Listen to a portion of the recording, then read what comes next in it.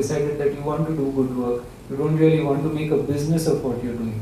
So taking up work just because you don't want to refuse, getting the money, and then, like I said, the IT industry is really very, very lucky. IT and medicine, dream industries to be a part of, where you can actually make mistakes and go scot-free. Okay, so you create crappy software, and you call it a bug. Okay, if we make a mistake, that's called a blunder. It's not called a bug.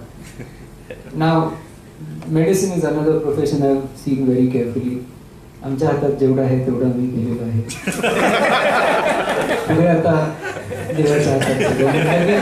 डॉक्टरच्या हातवर तुमचं qualification किती कोणी विचार मी डॉक्टरांना नावं ठेवत नाही, त्यांच्याच फॅमिलीतनं आलोय. पण एक general situation, you're not, of course you're accountable, but nobody really breathes down your neck. You made a mistake. You always have the finger at you. If you make a small mistake here or there, of course we all have heard of instances where somebody has lost their life because of some kind of medical negligence. Now, obviously as translators we are allowed to make mistakes. Those mistakes are going to cost somebody something, somebody reputation, somebody something, and that's how it is. Do you also provide interpretation services? Yes, we do. But again, not all languages. Primarily the ones that are taught in India, and more importantly in Pune. You said you conduct free classes, right? So would you like to share how does the model works? Like, what's the catch there? Yeah, there is a catch. The thing is, there's no catch like a star conditions apply kind of a catch, but the catch is, the basic idea behind not earning anything out of it is because we have very consciously resisted the temptation of not getting into the business of teaching languages. With our kind of setup, with our kind of reputation in the language industry, we can do it very easily. Now, our aim is not to teach. Our aim is to collaborate with people who teach so that they can produce what we want. If that is not happening, then we still don't want to teach the language. But I can tell you how easy it is to translate, even if you do not know the language. So anybody here who knows Newton's first law in English will be able to translate it from Greek into English in a matter of 2 minutes, the time it takes for me to say the Newton's first law in Greek, and you just need to reconfirm that what I have said is indeed Newton's first law, and you can just blurt out the translation. Point in case being, if you know the context, translation is one of the easiest things to do. Now, in our kind of a course, we are going to teach people not the language, because I don't think we are even qualified and competent enough to do that. Which is again one of my grouse, because normally anywhere in the industry somebody needs something translated, they would call the Pune University, which for me is like calling the Indian Medical Association when you're suffering a heart attack. So it has absolutely no connection. You go to a professional who can do it. So the catch here is that your opinions have no value. You'll have to do as directed. You'll have to practically get into a Gurukul kind of a situation where we will tell you what needs to be done, because finally we are taking the responsibility of ensuring that you would be a translator, a professional translator in 8 to 9 months. The language part is still for you to learn. We can only guide you up to a certain level. We can make you competent enough to translate and actually get started. There are no expectations thereafter. We are doing this for the industry, for our own industry. So honestly, if somebody wants to start their own business after completing the course, we would be more than happy to have one person professionally trained by us replace a bad person in the market who would help us, because like somebody said, lack of competition is a very bad market scenario. And we want competition, but we want healthy competition. Right now we are competing with people who have absolutely no clue what translation is, most of them. So there is no catch. It's free for anybody who clears our entrance exam. The entrance exam is essentially writing something in English on a given topic. Believe me, it's very difficult, because we are not going to ask you to write 300 words, we are going to ask you to write 2000 words. and you will run out of ideas, you'll run out of words, you'll run out of everything that you possibly can run out of. Most people don't cross 300 words and still make sense. Because that's what I just had one session, I was pretty pathetic. He asked me to, my drawing teacher, he asked me to draw something, and I do something which was slightly uglier than what my daughter do. So he said, don't worry, you normally start where you stopped. So that's what happens. The last essay most of you must have written was in school, so that's exactly what you would come up with. Now that would tell us how much of a language person you are. And if you clear that, then there would be a personal interview. And if you're still in doubt, we'll put you through some kind of a test which tells us what your aptitude is. And once you clear that, you're in. So writing skills are very, very important. But once you complete the course, you can expect to earn anywhere between 25,000 and 65 or 75,000 per month. And as net, in the translation industry, nobody talks CTC. It's all net. Myself, Amit. I'm there with IT industry from last 4 years, and I've gone through various marketing industries also.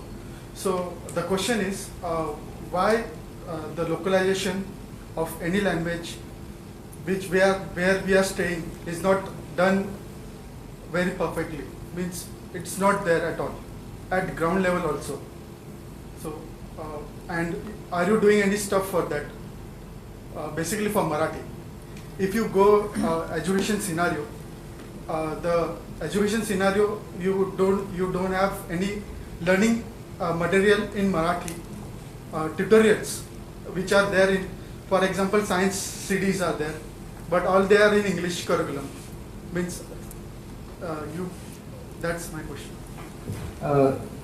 Okay, I'll answer your question to the best of my ability, as much as I have understood. Is it essentially to do with why is there no effort to translate everything that's ever printed in English? Why isn't it printed even in Marathi? Is that your question? Because localization as understood by the translation industry and localization as understood by the IT industry are different things. When I don't know... E-learning course. Okay. Because I'll just tell you what localization means to a translator. Translating good morning as Ram Ram, you find a manual which says that something is a right hand drive and something is a left hand drive, or you keep right or you keep left. We localize it according to the knowledge we have about the country because we have learned the language. So in some country you keep left and in some countries you keep right. So that's the kind of localization. In French, whatever is a comma becomes a full stop in English and vice versa. So these are the kind of things localization would entail for language professionals.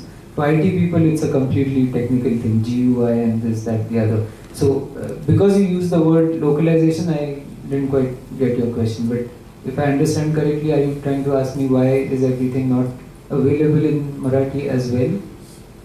Well, it's to do with how the Indian industry thinks. We've come up with an initiative called English to English. So INGLISH to ENGLISH.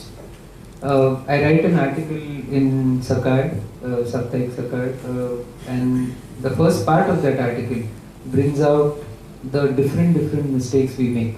So I purposely said different because in Marathi we say vegvegale. Okay? We say concerned person, we say so many things. Concerned person is काळजीत असलेला माणूस. What we want to say is person concerned. Now, we are coming up with that initiative just to reach out to the industry and tell them that, okay, get your act right. First get your website right. Your website has a lot of mistakes. People don't understand what you're trying to say. People do not have that kind of awareness. But I think that's something that will change very, very soon. And I'll still answer your question, don't worry. The thing is, if you look at something, some company like Google or Facebook or any of these companies, they are what they are because they are in these many languages. You can't expect a Frenchman to use Facebook if it's not available in French. Now, that's not something the Indian industry has really understood. Any person actually goes on Google, you type something like fan seller speaking many languages or something like that. There is an amazing video of this guy who sells a fan, Moracha Pisasa Pankha, Asleter fan. He sells it in about some 16, 17, 18 languages. Okay? Now, even that guy understands that he needs languages to reach out to people. And once that awareness sets in, I think that's when things will start changing. And they have already started changing. I mean, as people who are not connected to languages, probably you can't see it, but being in this field, I can see it very clearly. You can go to the airport, you see Indigo. Indigo is written in all Indian languages. Why have they done that? They want to create a connect. Because if I see my language there, I already feel some kind of a connection with the brand. Now, this is something that's slowly happening. There are, again, this tractor manufacturer that I was talking about, they have their entire e-learning modules in every single Indian language. And they have reached out to every single farmer in the most interiors of the country using languages.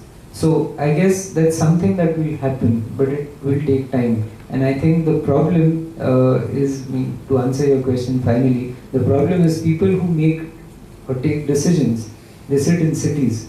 When you sit in cities, you actually feel that everybody speaks what you speak.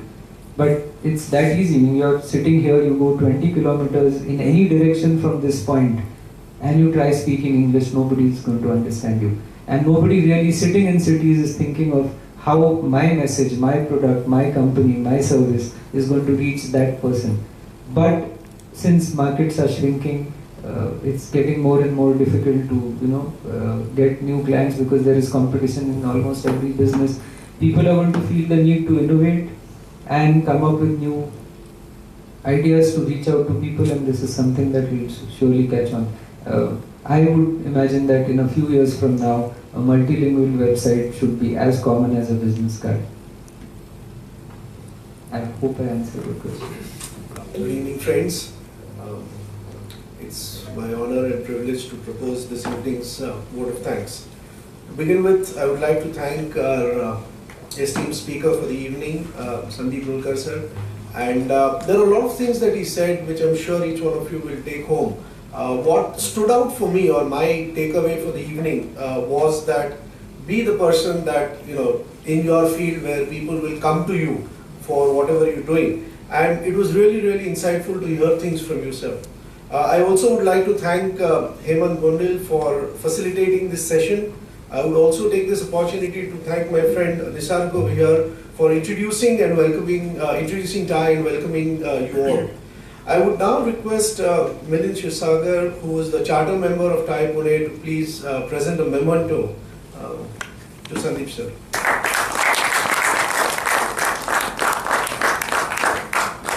Thanks to all of you for participating this evening in today's event. I also would like to take this opportunity to thank all the charter members, the volunteers and the TiE team for making this event possible. I would also request all of you, before you leave this hall, to fill out the feedback form, which is of quite importance to us at TiE. So it's based on your feedback that we keep improving the programs. So please do not forget to fill out the feedback form for us, and please hand them over to Madhura. I would also request all of you, or those of you who are not members of TiE, to please take on the membership of TiE. The people of TiE over here are present. Mandar is here, Madhura is here, you can interact with them. Once again, thank you very much for making it this evening. Thank you all, God bless.